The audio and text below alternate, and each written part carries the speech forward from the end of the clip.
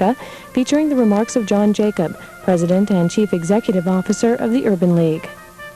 Our Journalist Roundtable program re-airs at 9 p.m. Eastern Time, that's 6 Pacific. This week, the program originated from the Washington Bureau of the Chicago Tribune. Finally, at 10:30 p.m. Eastern Time, it's a Close-Up Foundation Current Issues program, which focuses on the Arab-Israeli conflict. That's a quick look ahead on C-SPAN. Thank you for watching.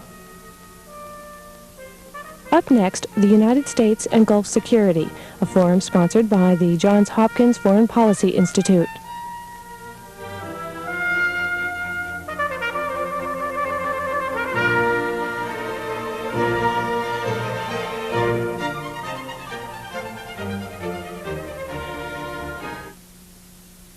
Good morning.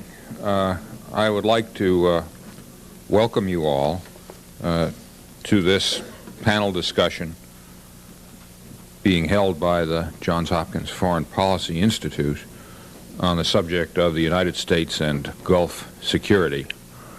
As you may have noticed, the main speaker today is not who was advertised.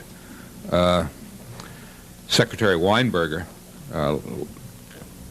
let us know on Thursday that, much to his own regret, he could not be here this morning. He had to take his wife up to Maine. As you know, she's in delicate health, and one can understand why these things do come up sometimes at the last minute. His appearance is merely postponed, not canceled. He will appear at a related meeting on these subjects later this spring. We were very, very pleased that Secretary Haig, on very short notice, graciously agreed to appear this morning. As a result, we probably will be hearing a somewhat different view of these questions. The format is that Secretary Haig will speak for about 25 or 30 minutes, and then he will be followed by Hal Sonnenfeld and Jeff Kemp, as planned, who will be appearing as discussants. They'll talk for not more than 10 minutes each, and following that, we'll be glad to take questions and have discussion with this large and diverse audience. As you know, Hal Sonnenfeld is at the Brookings Institution.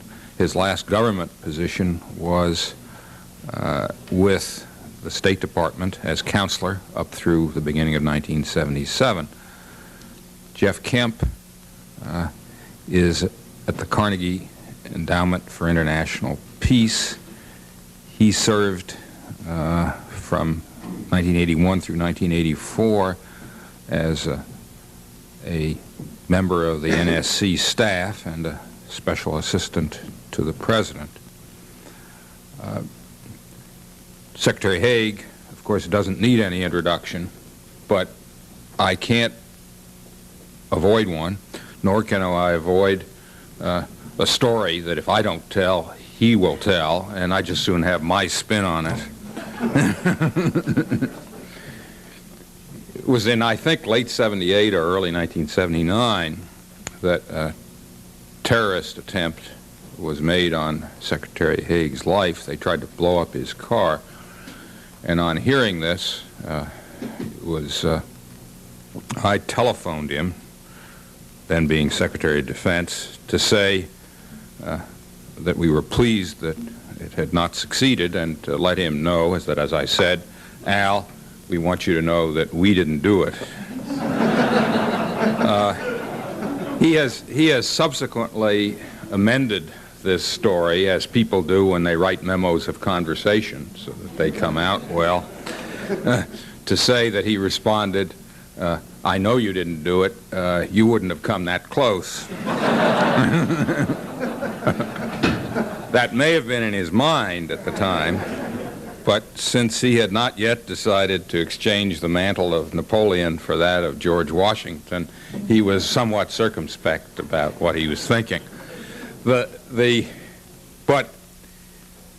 it is clear that then and subsequently, in subsequent administration, Al Haig is very willing to express his own views and to make them known and to take responsibility for them.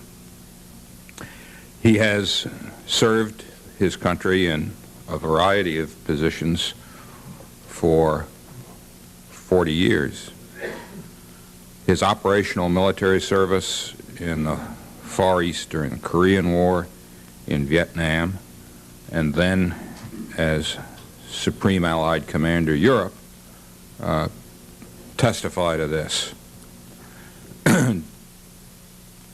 Beginning during the Nixon administration, early in the Nixon administration, having served beforehand in the Office of the Secretary of the Army and the Secretary of Defense during the Kennedy and Johnson administrations, but during the Nixon administration he was on the National Security Council staff when Henry Kissinger ran that activity. He then became Vice Chief of Staff of the Army, and then at a time of crisis went back over to the White House to be President Nixon's Chief of Staff.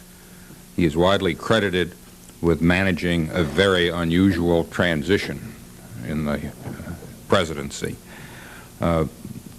Subsequently, he was named to be Supreme Allied Commander in Europe, came back to the United States on his retirement, entered business, becoming president of the United Technologies Corporation, and then with the Reagan administration becoming Secretary of State. He had in that post his own views on foreign and security policy, sometimes agreeing, sometimes not with the official administration view. As I said, he is outspoken on these matters, and now I think we will be in a position to find out what he thinks about the following kinds of questions. What were the objectives of the recent U.S. actions over the past 9 months or so in the Persian Gulf region? How well have they served U.S. interests in the region? And what happens next? Secretary Al Haig.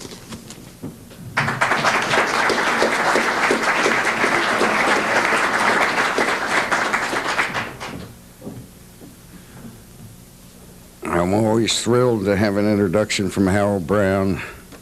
He distorts revisionism is a great school of thought here in modern Washington.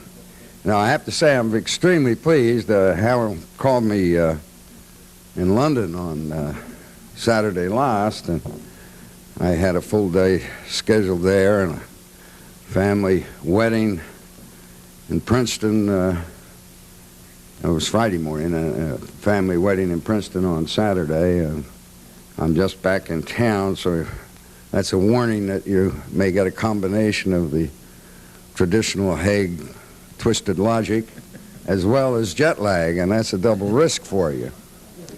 But I want you to know I'm very, very pleased to be here. This is probably the largest crowd I've been able to muster in many, many months.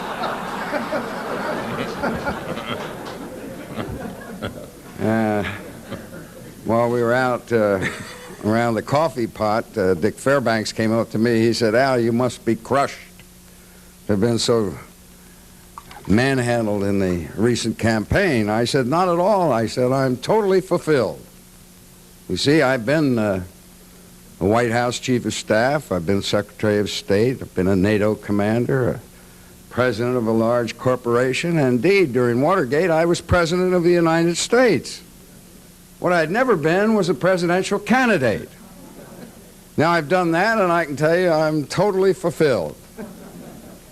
And if I'd been wise and listened to my friend Mort Saul, that long-of-tooth commentator on contemporary America, he said, "Al, you'll never make it." I said, "Why, Al?"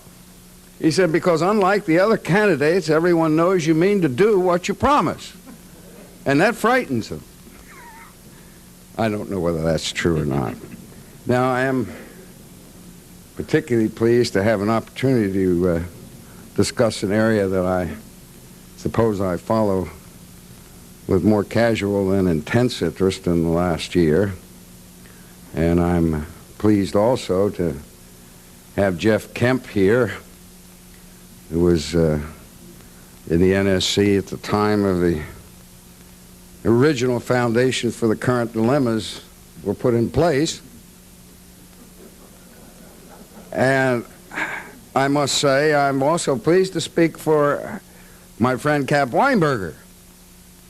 You know, you probably don't know it, but Cap and I stayed in communication throughout the time he was Secretary of Defense and I was Secretary of State.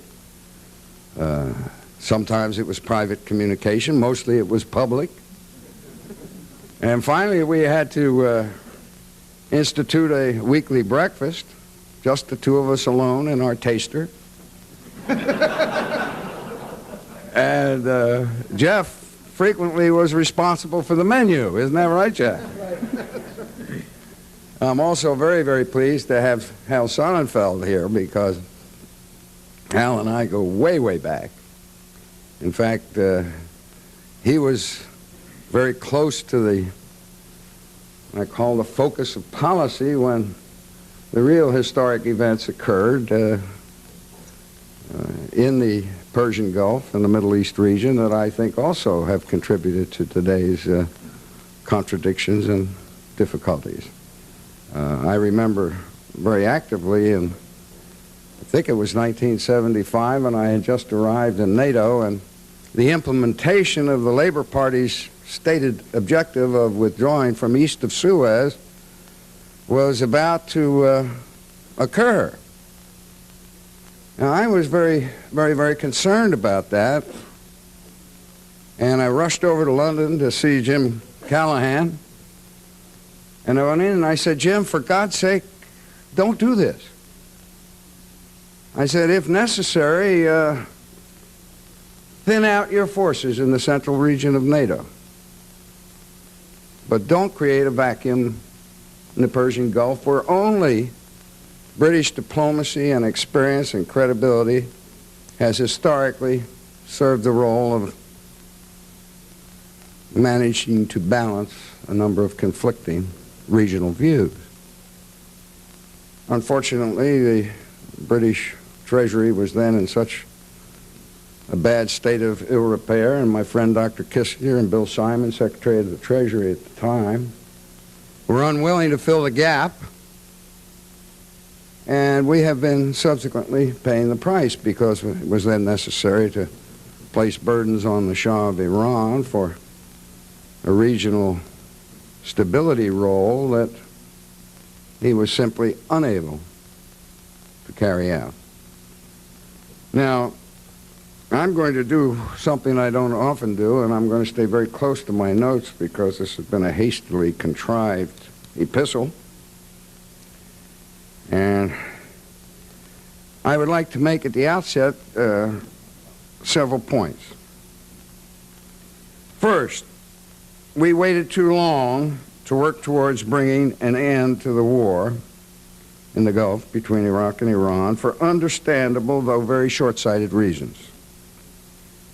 Our present policy and its posture derives less from a considered strategy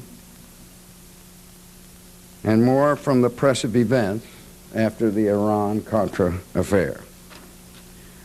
Second, despite some complacency of the moment, we are in a very awkward position that ultimately could benefit Moscow. There's no reason for us to sit idly by waiting for disaster. We should elevate this issue high on the agenda of U.S.-Soviet relations, specifically on the Soviet position on the UN resolutions to embargo the movement of arms into the region, and specifically Iran. Third, we should coordinate with our allies and start the planning for a post-war security structure of fairly shared burdens that at the same time preserves Western interests. Now, too many today look with frustration at the NATO alliance as the vehicle or the mechanism for accomplishing that coordination. I would reject that and suggest that it must be somewhat more uniquely based, even at the risk of resurrecting the directorate concept in Europe, the major powers, and broaden it to include Japan as a minimum in the Pacific. I think we failed to move in this direction over the last 7 years with the coherence and determination that was necessary. Fourth, we must also conduct our diplomacy in such a way that we do not foreclose a constructive relationship with Iran, although that, in fact, may not be possible as long as Khomeini lives. But in deriving such profound conclusions, too frequently in America, and especially here in Washington, we live in snapshots of time, orgies of revisionism, in which we seldom assess in depth how we got into the messes we are in, and therefore how best to work our way out of them. And I'd like to take a few moments to do that this morning. Let me begin with how we got here, the better to understand how to get out of this sort of fix and to avoid it in the future. Some years ago, as Secretary of State, I was present at a seminar where one of the professors discussing the Gulf War declared that the war was a pure test of U.S. geopolitical interests. Other issues or other considerations that normally affect American foreign policy in particular were completely absent. We had nothing in common either with Iraq or the Iranian society. Each regime offended our sense of human rights. Their effective neutralization of each other, in fact, paralyzed the two most anti-American governments in the region. All of this was true and remains largely true today. Yet at the same time, despite the apparent advantages of having the war go on, when I was Secretary of State, I had concluded that we needed to bring the war to an end without victory for either side. First, the longer the war went on, the more danger that some of our friends would be sucked in or that the oil traffic would be menaced. Second, the longer it went on, the more the Iranian military, perhaps our best remaining friends in Iran, would be displaced by the Revolutionary Guards and non-Western arms supplies, with all of the leverage associated therewith. Third, the longer it went on, the more valuable Moscow might become as the intermediary who supplied arms to both sides and could manipulate both sides. Now, all of these things have come to pass as Iran and Iraq have fought a war that has claimed hundreds of thousands of casualties and $100 billion. Iraq has the technological superiority that should bring victory. But the Iraqi military tactics will surely become the textbook cases of how not to conduct a military campaign. Eschewing maneuver, the Iraqis have tried instead to substitute firepower for mobility, hoping to stall the Iranians through defensive lines and the cutoff of Iranian oil exports through the tanker war begun by Iraq in 1984. The stakes are the survival of the Arab oil powers. Iran has sought, through a war of attrition, to wear out the numerically inferior Iraqis. The Iranians consider themselves to be the vanguard of an even larger effort to spread their version of Islam through religious fervor and through terrorism. If they succeed in cracking Iraq, the Iranians expect to dominate much of the Arab world. The stake here is the survival of Khomeiniism. After all, if even the great Satan, the United States, could be humiliated, not to defeat the hated Iraqis raises the question of whether Khomeini is really the elect of God. Each side in this contest has registered important successes. On the battlefield itself, the Iraqis have managed to deny the Iranians a decisive victory, though conceding territory in the process.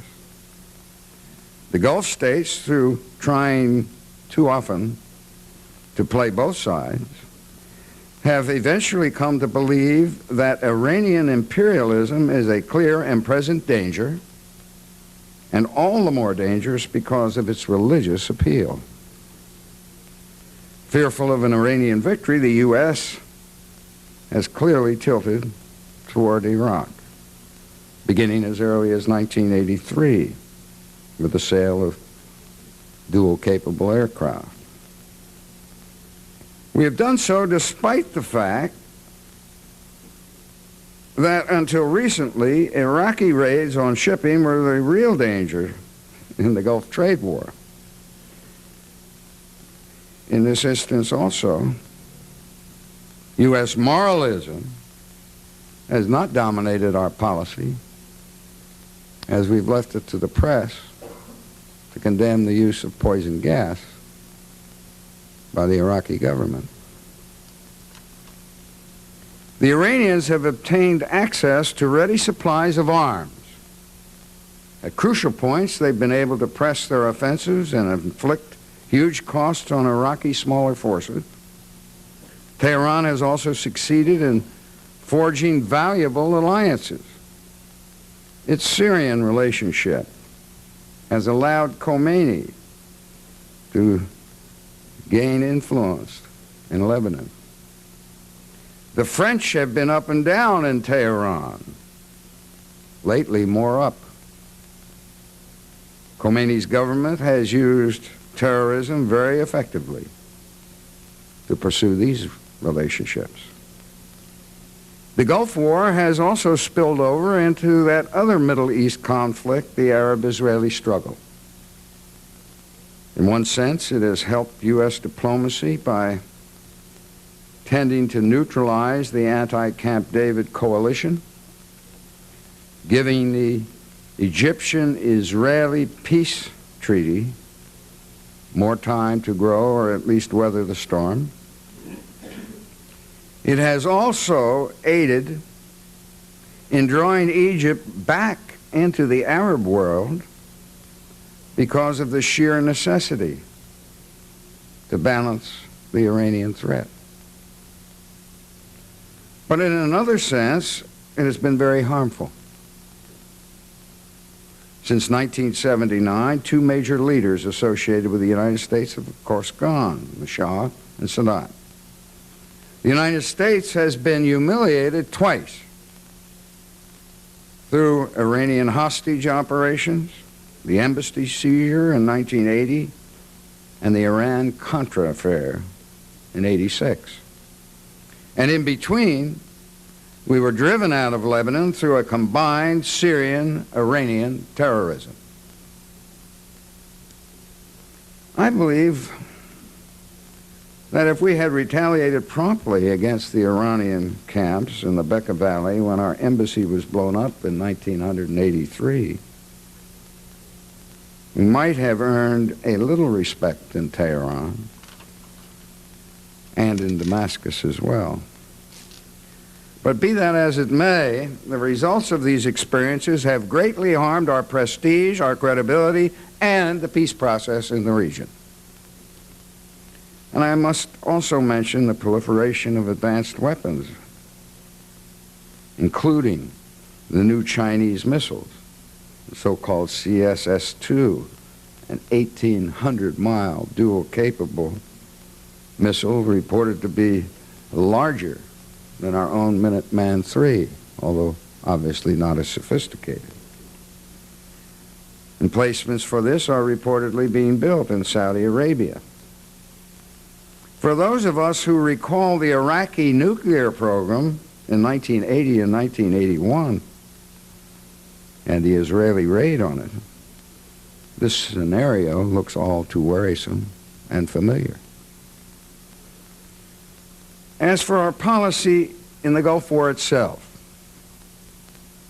I believe that if not for our hostages in Lebanon and the folly that produced the Iran-Contra scandal, the United States would simply have continued its policy of tilting rather gradually towards Iraq, but otherwise staying very distant from engagements on the very front lines. So that is my first point. Our current policy does not derive from any considered strategy either to end the war or to help one side win.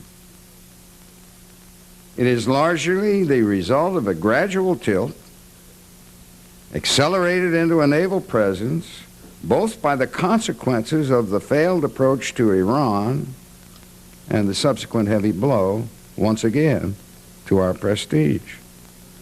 We can try to rationalize it all we like, even engaging, as I say, in revisionism.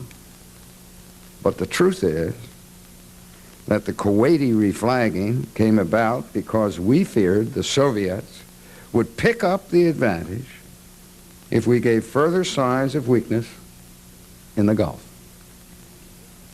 Instead, however, by putting our forces in the line of fire to protect Kuwait, a state which incidentally has never been particularly helpful to American foreign policy, we risked a major clash with Iran that has naturally played into Moscow's hands. In my view, the Soviets are also interested in ending the war, but essentially through their own auspices. The war, after all, has caused them immense damage. In the course of it, the Khomeini regime solidified and Moscow's two-day party was annihilated in Tehran. Iraq, as a Soviet arms dependent and leader of the anti-Camp David coalition, has been weakened. Syria, another Soviet arms client, has been left isolated with an alliance of convenience to Iran that has made the pursuit of Soviet objectives in Lebanon all the more difficult. On the other hand, if Moscow could arrange a Tashkent, a settlement of the war through its mediation, some of this damage would be undone. The Soviet Union, rather than the United States, would emerge as the arbiter of the Gulf. This would give the Soviets a very useful leverage in regaining a footing in Tehran for the post-Khomeini period. It would also give them superb credentials for mediation in the Arab-Israeli conflict through an international conference. So I would say that Iraq and the Soviet Union both hope for a strong clash between the U.S. Navy and Iran. The Iraqis because they want us to make war for them, and the Soviets because they want Tehran to come for help against the United States. So we were, and we are, face to face with this dreadful paradox. If attacked, we must retaliate. We cannot afford to lose face once more to Khomeini. But if we retaliate in a robust fashion, our very successes drive Iran towards the Soviet. We were faced with that dilemma a year or so ago, and we chose a very benign response to some radar sites on an offshore oil rig. Believe me, after spending 6 months on the political hustings, I can tell you that a bloody nose for the Ayatollah would bring cheers from the American people. Instantaneous and overwhelming. But a war with Iran continues to make no sense to the Americans at large. That's why I call our current policy the Bloody Nose Express. It will work once, but public support will decline rapidly thereafter. We never learned that with the covert operations in Nicaragua until recently. I believe that we have been spared this disaster simply because the Iranians do not want to be forced to go to Moscow. They have concentrated instead on trying to repeat Lebanon, to drive us out through small attacks, or to repeat 1979 in Mecca by inspiring anti-U.S. attacks in the Muslim world. None of this has worked, except the hostage game with the French. Tehran has bought some time, but still must confront the fact of a hostile coalition against which it is unlikely to prevail. Some have hailed our policy as a success. Some do so today. I suspect your primary speaker might have done so. Because we have managed, and this is true, the escort service without casualties, and because happily we've been joined by our allies in the effort. But the Gulf is now much more dangerous for all shipping. And we are finding it more difficult to continue to keep such a large naval force on continuous patrol, especially as the revulsion to all things defense-oriented grows in the political process here in America. So we are hanging out in the Gulf with the choice of escalation in the hands of Iran and Iraq, secure from a major incident, I am convinced, only by the desire of the Iranians not to be forced towards Moscow. This situation may not prevail forever. I have to ask why, when 20,000 of our fleet are at the mercy of such events, Washington does not act more forcefully to demand that Moscow get off the comfortable fence which it now straddles.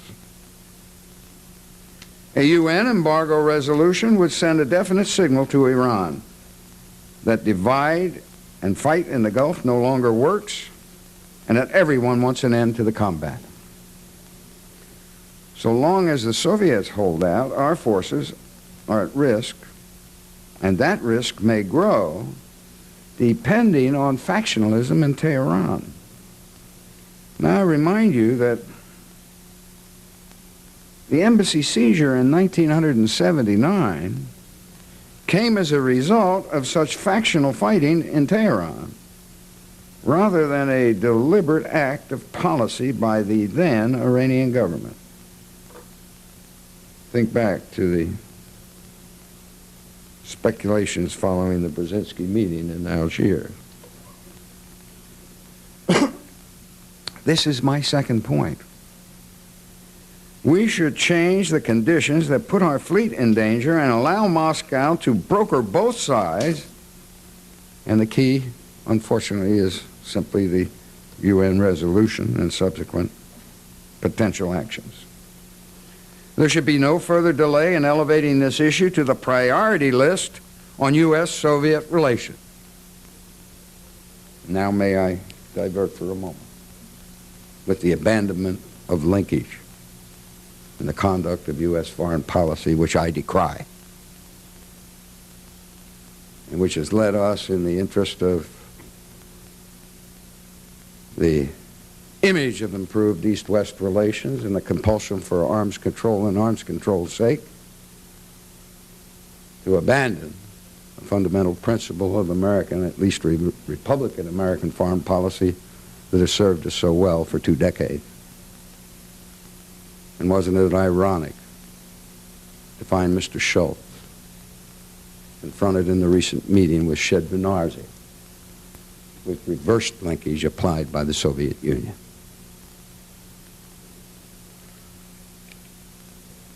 My third point has to do with our allies. We've had a long debate for many years about how to handle so-called out-of-area crises, events that affect NATO security but are not in the geographical limits of the treaty itself. The Gulf War is a prime example. Today, Western Europe and Japan depend far more on Gulf oil than we do. Moreover, an important U.S. ally, Turkey, also a member of NATO, is instrumental today in both Iran and Iraq. I think prudently so. The Turks are watching the latest Iranian northern strategy with great interest. They have a Kurdish problem. They take oil from Iraq, and far more than the USSR. They are likely to be a practical outlet for a pipeline from Iran. And I believe the Turks will not stand by idly if Iran tries to rearrange the political geography of a defeated Iraq. My point is that now, with other allied fleets in the area, and with the United States bearing a large military burden for the defense of Western interests in the Gulf through our rapid deployment force, the time is overripe for a new allied coordination. That would never be achievable under a foreign policy of jolts, surprises, and post facto notification of our friends of critical new initiatives involving their security. We cannot afford a repetition of the Beirut fiasco, where we all had troops and the U.S. proved to be totally indecisive. Our policy should be thoroughly coordinated with our allies. They should see that part of the burden is theirs to bear as well. For if there's one lesson in all of this, it must be that the peace of the Gulf continues to require, as it has historically, a strong Western presence, and hopefully one more facile and experienced in Middle Eastern diplomacy. The old Twin Pillars thesis, which we hoped for in the Nixon era, you'll recall, Hal, would give us security exclusively through a local balance. It's been a casualty of events in the Middle East. We've got to look ahead to a security structure for the post-war period that safeguards Western interests. And I would suggest there are parallel observations to be made with respect to the troubled NATO alliance that I know so well. Now, my fourth and final point. Iran remains the geopolitical prize in the Gulf. We know it, they know it, everyone knows it. Nor can anyone who knows history and looks back on the evolution of this conflict conclude that Iraq is some kind of a white knight. The conditions for resuming constructive relationships with Tehran will never be produced through an overwhelming U.S. tilt towards Iraq that will prove to be indecisive in the war. Nor will they be brought about through cake and Bible diplomacy that is a textbook example of substituting covert action for real, coherent foreign policy. And I reject entirely the quixotic search for so-called moderates to justify any diplomatic enterprise while we simultaneously ignore our own rhetoric. And fundamentally, effective policy must be based on mutual interest. The U.S. and Iran, even the revolutionary regime, have certain interests in common, including stable oil prices, free flow in the Gulf, and a region not dominated by the Soviet Union. When the power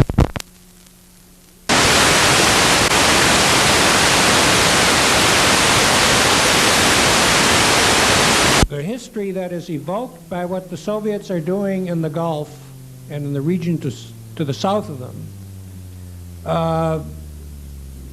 is very reminiscent of what went on in Berlin between Molotov and Ribbentrop and Hitler in November 1940, when the Soviets sought and all but obtained a free hand from the Germans in the regions to the south in exchange for deals with the Germans in the Baltic states and elsewhere in Europe.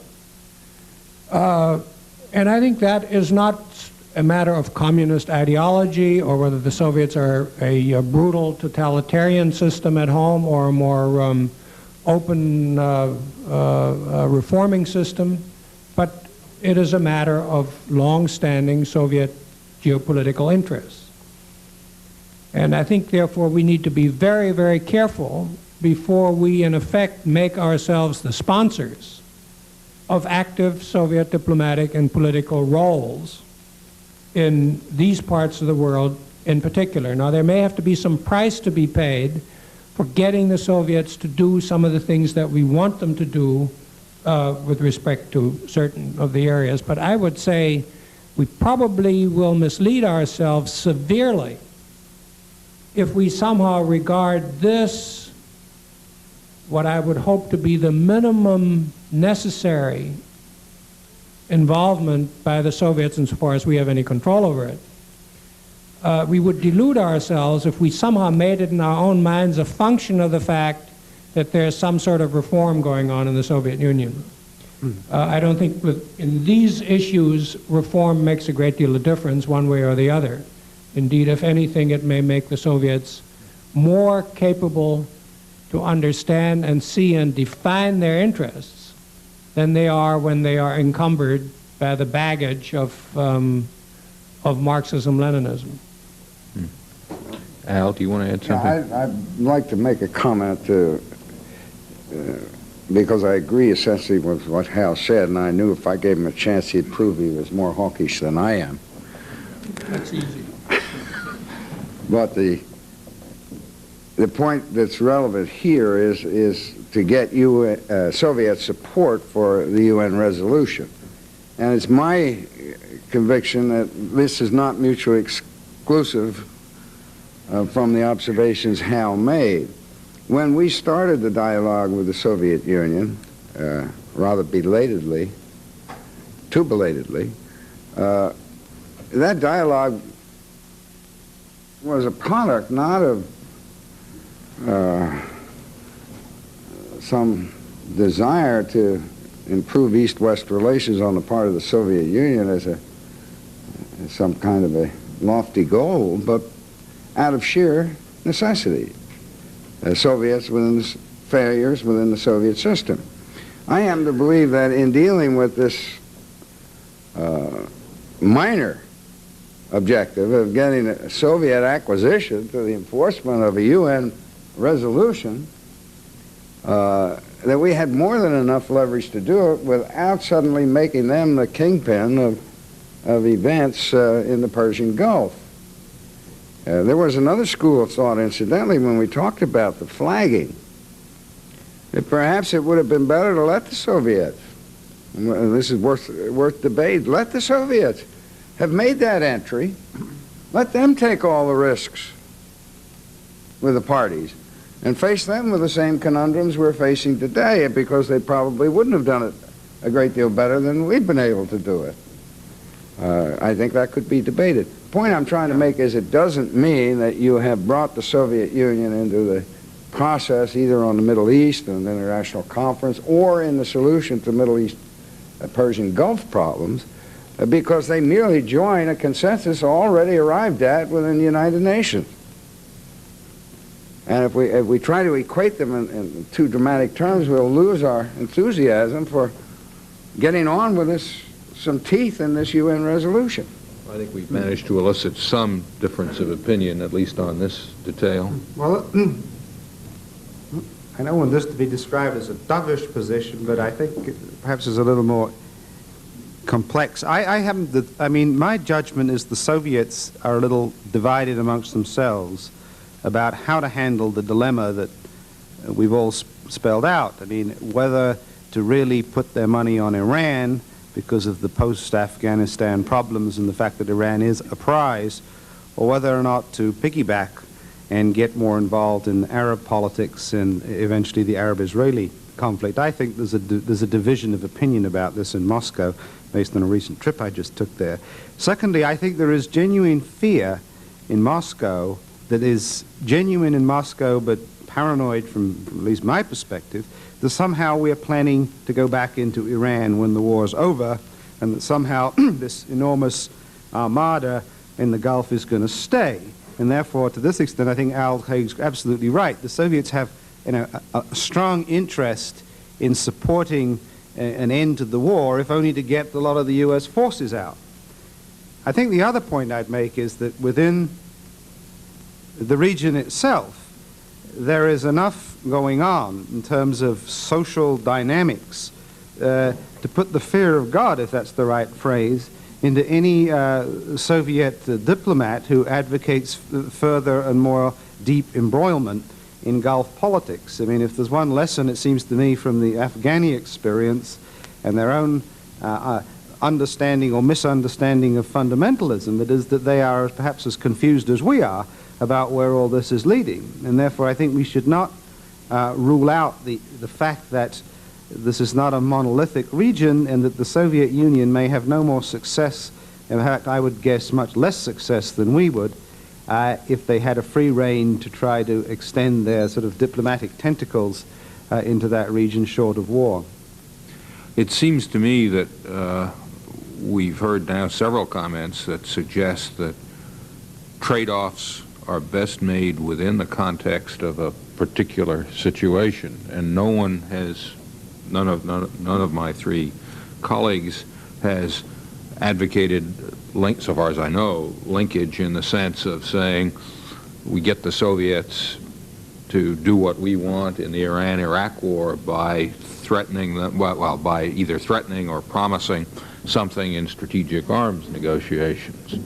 The most, in my judgment, that can be done in those terms is a recognition that linkage in the political sense exists as a political fact of life in the United States. If relations between the U.S. and the Soviet Union are bad because of regional issues, then it's more difficult for the U.S. to reach strategic agreements with the Soviet Union.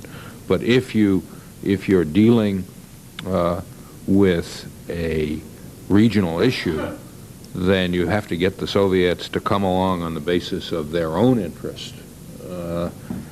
Or if you're trying to link it with something else, you have to offer them something in the other place.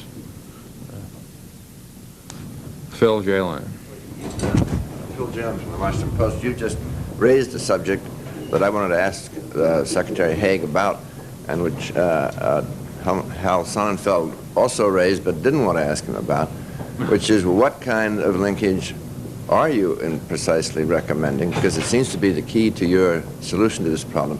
Are you talking about linkage, as Hal said, in which is tied to arms control, or just to the general tone of relations? And further, in answering that, would you illustrate what you mean by saying that the principle of linkage has served us so well for so long under a Republican administration? I asked for that, didn't I? Mm-hmm. Well, I think Harold's already helped me a great deal on my concept of linkage. And it is indeed that, not some rigid mechanistic formula in which we tell the Soviets a priori, you terminate the wars of liberation, the destabilizing of the free world or the non-aligned world, and then we'll sit down and negotiate arms control. It's far more subtle, but it isn't abandoned. And we really, again, have to avoid revisionism. It was very evident to me in 1980, the end of the Carter administration, that the opportunities for improved East-West relation were unprecedented in post-World War II terms. The Soviet Union was experiencing fundamental failures. And they went across a large gamut of Marxist-Leninist objectives. Demographic, what you're seeing in Tashkent and Armenia, but also in Eastern Europe and among more traditionally aligned Soviet minorities, which will soon be minorities in the collective. Economic failure, ideological failure in the developing world, the excesses in Afghanistan accomplished what American diplomacy was never able to accomplish. It turned the third world off the Soviet Union as their historic hope for the future. And it was at a juncture like that we had to recognize that linkage was an important aspect of beginning to achieve improvement, both in regional terms, as Harold pointed out, but in a more basic sense, that the Soviet Union have to understand what they get in the way of credit and trade and technology transfer and international credibility and legitimacy and arms control doesn't proceed along a mindless track which ignores the realities of the de facto issue of linkage. And so you never have had, in my view, as an administration, the luxury of saying you have a linkage policy or you don't have a linkage policy. It's a non sequitur. You live with linkage. We see that today. Here we've had in Washington this great orgy of euphoria after Mr. Gorbachev's visit, and a INF treaty that double zeros, which I continue to believe is not in the best interest of the United States or those who share our values around the world, but that's a side issue. We now find that because of a little hanky-panky and forked tongue problems in our own foggy bottom, and the dilemma that's posed with respect to the Afghan pullout, that the Soviets are applying linkage with a vengeance, as Mr. Shevardnadze did to George Shultz several weeks ago.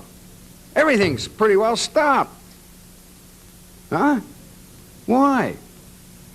They claim we double-crossed them.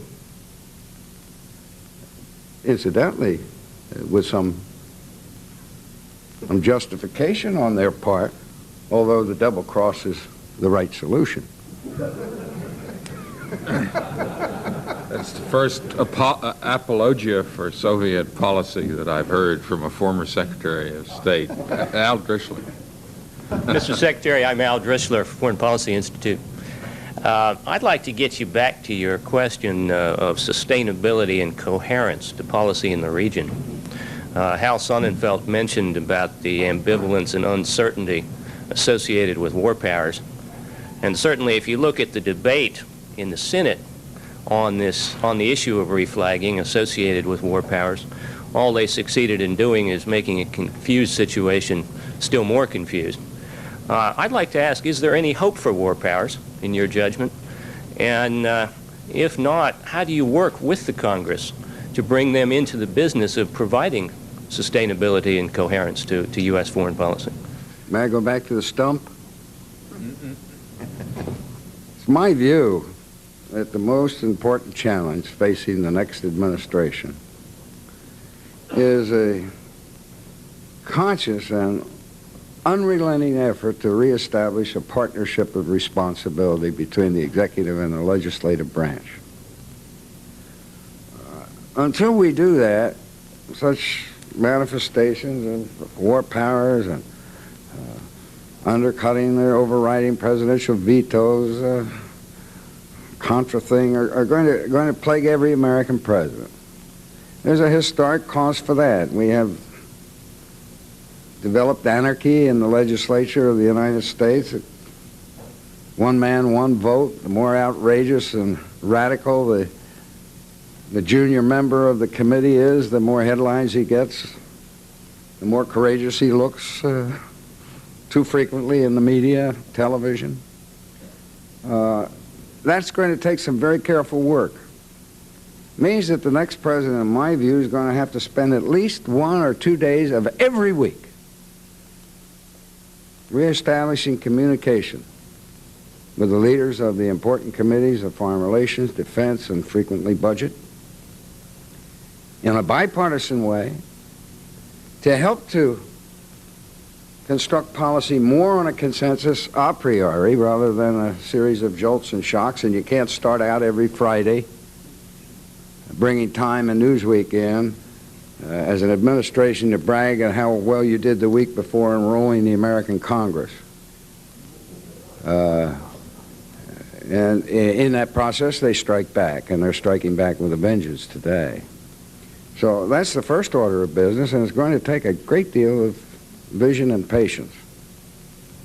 And I think a lot of these problems would dissipate if we can once again... And incidentally, if these leaders who come over and sit down at that cabinet table with the president and his staff go back to their respective zoos, what I call the legislative anarchy, and they've been able to produce, and they are the fountain of wisdom, and they are the people who can influence this president from his own insanities. The next thing you know, we are reestablishing the authority and credibility that they must have to have a coherent legislature, totally lacking today, and which we have historically enjoyed. That died with Vietnam. That's a partial answer.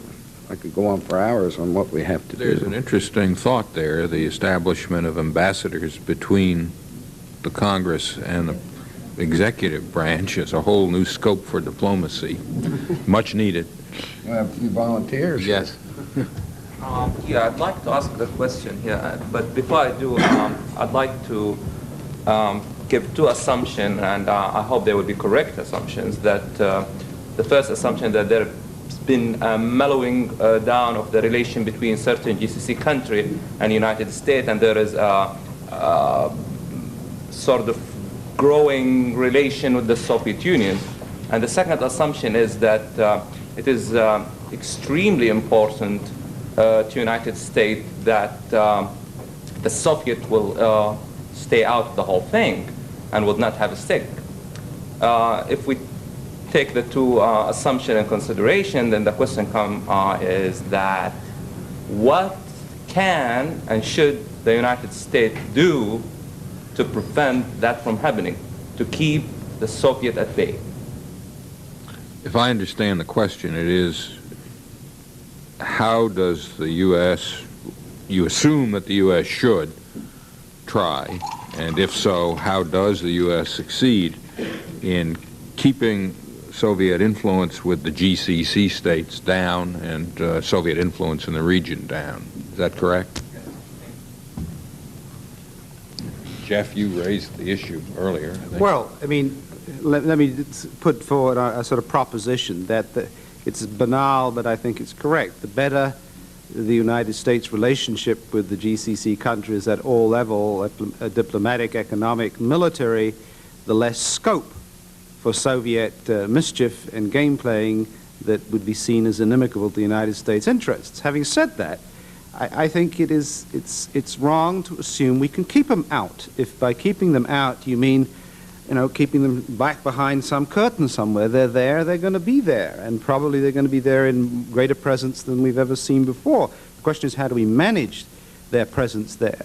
And that requires, it seems to be, some delicate thought, and that's where I think Secretary Haig is absolutely right, that we and the Europeans have a great deal to talk about, because the Europeans don't always see eye to eye with the United States on how to manage Soviet diplomacy and Soviet military activity.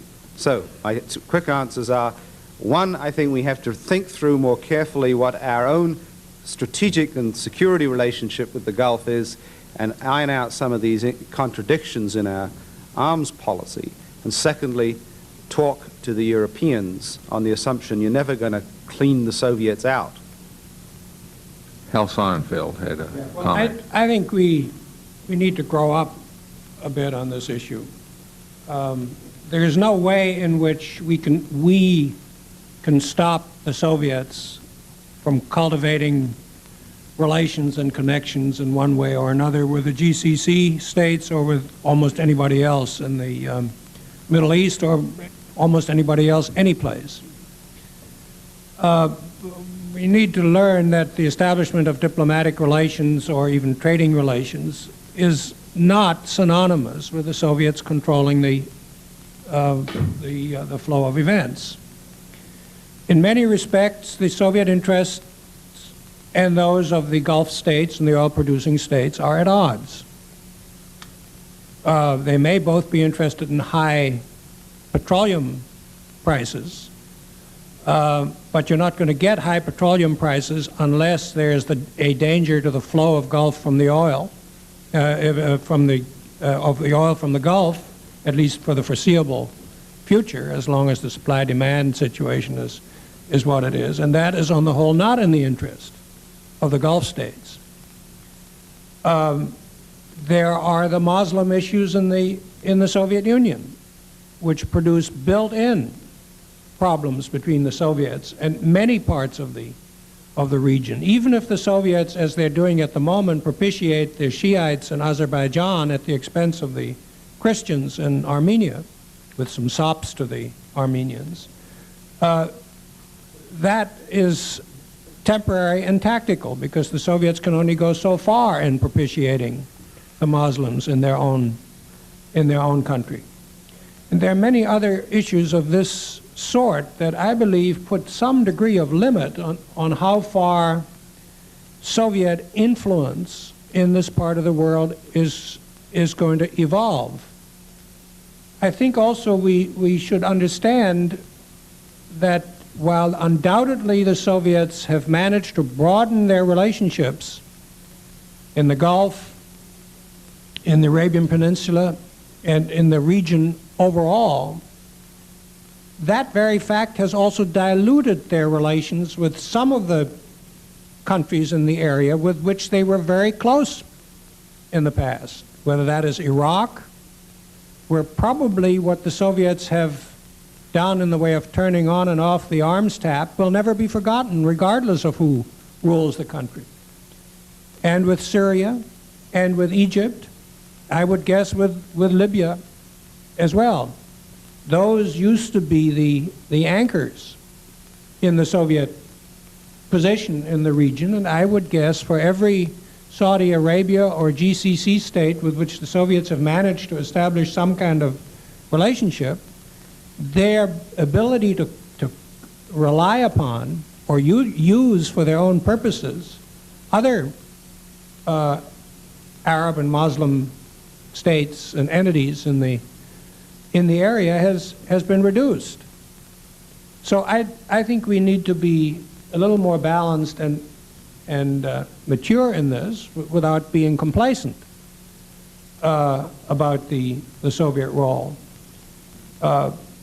Yes, we should be talking to the Europeans. Yes, we should be talking to the region. Yes, we should be talking to the Soviets themselves to see if there are some understandings and ground rules concerning various activities. But all of those things, I think, have to be done with a great deal of care and caution. And here, the congressional picture, I think, is a very crucial one, because Congress determines our aid programs and our other economic relationships with the parties in the region, and that's a major factor as well. So we have a multidimensional game going on here, but I think we'd all be better off if we became a little less obsessed with the notion that a mere Soviet presence constitutes what will ultimately become Soviet control.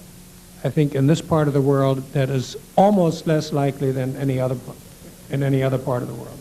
Al? Let me just make a very brief observation because I agree with what both Jeff and Hal have said, especially the connotation that it's a management of the Soviet presence that we're dealing with, not a cordon sanitaire. If we pursue that kind of a mindless policy, we sometimes get the worst outcome. The Soviets are not going to be deprived. When they were expelled from Egypt and their diplomatic activity was terminated in the region, they immediately began to engage in other mischiefs in Ethiopia, in Angola, Yemen, perhaps even in Afghanistan. So there's no, it would be unsound to believe that you can conduct your affairs that way. But what you do have to do, and what worries me a little bit about what Hal said is, and I don't know, it's this current debate in Washington on the peace process, with some obvious shifting in the State Department on the question of an international conference. The question has to be asked, not do you keep the Soviets out just as a mindless preoccupation. The question is, will their participation make a constructive effort towards the outcome that we seek? Now there, I think you could have a raging debate in this crowd today. And I'm not going to get into it, but that's the issue. Not just keeping the Soviets out of some mindless vision of the future. Yes, it would certainly seem that it's both impossible and inadvisable to try to keep the Soviets from having relations with the people in the region. And indeed, to know the Soviets is not to love them. And that's probably even more true of the Soviet Union than of the United States. All right. We have time for about one more question. Let me take it here. I have a question about reflagging, the reflagging issue. I know a number of people, particularly on Capitol Hill, have mentioned an issue that, or actually have mentioned a country that has not been mentioned this morning, and yet a country that's very, very directly linked to the question of reflagging, and that's Japan. There's the impression among some people that the result of the reflagging operation was simply to subsidize the export of Iranian crude to Japan, since the Iranians are the greatest beneficiaries of the reflagging operations, not the Iraqis, who get a lot of their oil out through the pipeline. So the question is, to you gentlemen, do you see any possibility of integrating the Japanese into this matter, particularly when it comes to paying for the reflagging operation? Who wants to begin? But it cannot be it cannot flow against the terms of the Japanese Constitution and the nervousness of their ASEAN friends in the context of their militaristic future. There are countless ways. It may well be that some are already underway, and I suspect they are, with respect to certain subsidies costs being picked up for American forces in Japan, and modifications in a number of trading areas, and the heavy role that Japan has and continues to play in assistance to developing nations. Anyone else? No, I think You that's said absolutely it. correct. I think that's correct. One more. Back. Yes. I'm Henry Ryan. I'm here at SAIS. If I understood you correctly, I believe I did. It's a perilous undertaking at the moment, a perilous policy in the Gulf. It could lead to an escalation with Iran, in which case Iran would very likely turn to the Soviet Union for assistance. Do I have that possible escalation correctly? If I do, my question is, what would the Soviets' reaction be, particularly if part of the equation is a need for military assistance, not just diplomatic? Would they be willing to countenance this vis-a-vis the United States in the Gulf? You mean, would the Soviets be willing to give any kind of assistance to Iran in any To sort Iran? of a military way. They have.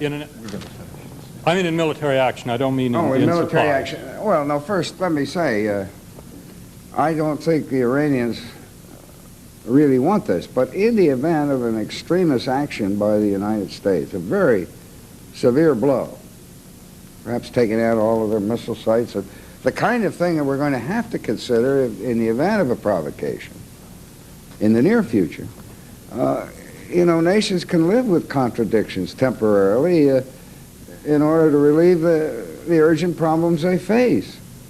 And I think it's perfectly conceivable that the Iranian government, this current government, could strike a temporary partnership with the Soviet Union, which the Soviet Union would relish, and which the Iranians have been forced into because their own vital interests are going to be the ultimate decision maker.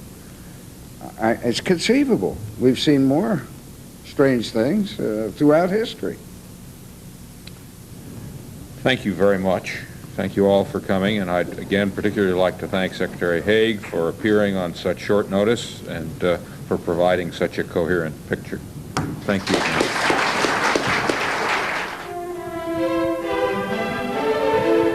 You've been watching a forum on the United States and Persian Gulf security held by the Johns Hopkins Foreign Policy Institute. We'd like to remind our viewers that on Sunday at about 1:25 p.m. Eastern Time, C-SPAN will present this week's hearing on the recent turmoil on the occupied West Bank area and Gaza Strip. This hearing was held before the House Foreign Affairs Subcommittee on Human Rights and International Organizations.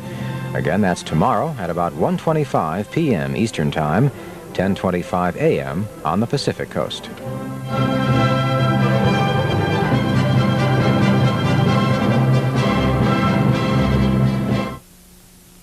The C-SPAN call-in program is different from most other television programs. The role here is not to create exciting television. We're not interested in ratings. The host is not the star of the show. It's not named after any of our hosts. The program belongs to the viewers. It's a C-SPAN call-in program.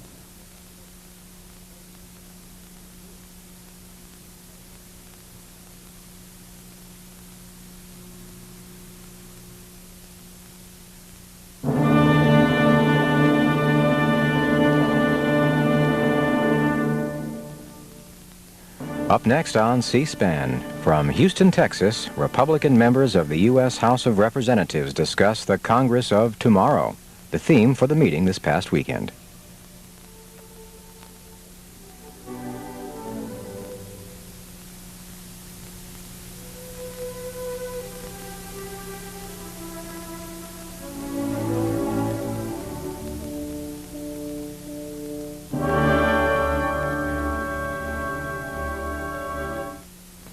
The first in that order, and I'd like to express my appreciation to each of you for the help that you were in those individual sessions, but in the energy area, let me call on Jack Fields. Jack?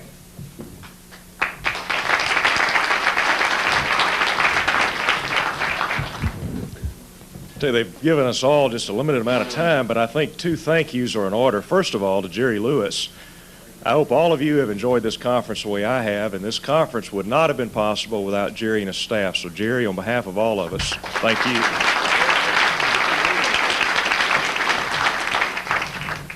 And then secondly, and I understand perhaps some of my colleagues will come up a little later and do the same thing, but I want to thank all of you for coming to Houston. This is an extremely difficult time for our city and for our state. Since 1982, 300,000 people in the petroleum industry have been laid off. So you coming to Houston sends a tremendous message not only to our city but also to our state. And I've watched your comments on TV, read them in the newspaper, and it's all extremely positive. And let me give you one other context before I go into my little presentation. In 1972, there were 2.2 million Democrats voting in a primary. This year, there were about 1.5 million, and there were 1 million people voting in the Republican primary. So in the state of Texas, we are the dynamic party. We are the party of movement. This year, the Democrats chose to go to Atlanta after they made a great visible mistake of not choosing Houston. Houston was on their short list.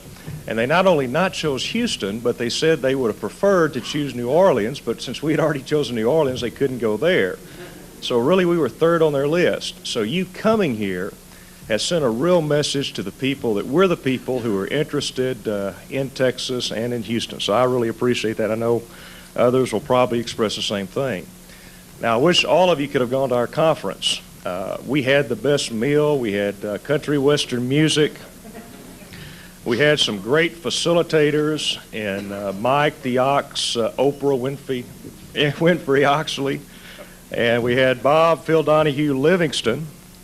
And I guess if there was one operative word of our conference coming from our panel and from the people in our audience, it was the word incentives and not subsidies. In fact, we had two of the independent leaders in the oil and gas industry who said they did not support any type of oil import fee, but instead they needed incentives like a greater depletion allowance in the tax code. And during the discussion, Ox and Bob Livingston pointed out that the problem in the energy industry was not with us in Congress, but with the Democrats.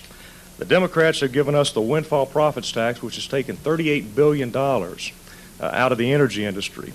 They gave us in 1978 the Natural Gas Policy Act, which is going to keep 36 to 52 trillion cubic feet of natural gas in the ground. It's been the Democrats who put federal lands off limits for exploration and production. It's been the Democrats who have given us moratoriums, who are now opposing the development of the Arctic National Wildlife Refuge, and so forth and so on. Also, during the discussion, Bud Scoggins and Sonny Callahan pointed out that sometimes the difficulty we have in Congress, particularly on the Energy and Commerce Committee, is finding agreement among the different segments of the energy industry. That sometimes things are so fragmented we don't know exactly what is the best thing to increase the energy supply of this country. And that's something that not only should we work toward, but it's also something that people in industry need to recognize and work toward with us. Now, as was pointed out in our tape, Harris Faywell reminded all of us that oil and gas was not the only solution to our energy problem, that we did need to develop clean coal technology, that we did need to place emphasis on our nuclear industry. And I thought it extremely important. Roy Huffington, who is one of the wealthiest individuals in the world, who has gone all over the globe, deserts, jungles, finding oil and gas, saying that if he was a young man, he would put all of his effort and energy in developing a nuclear industry for this country.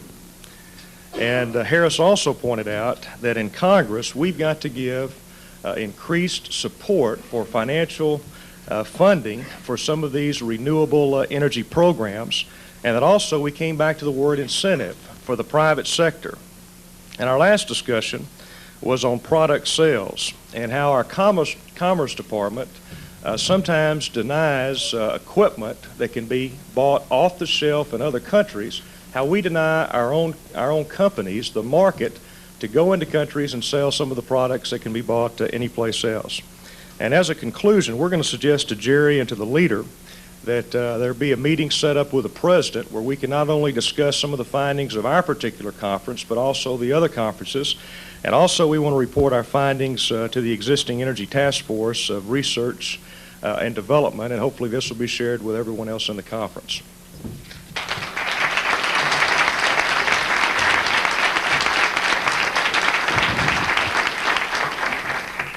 All of us have agreed that education is fundamental to that which is a Republican future, and to help us a little more with that, Lynn Martin.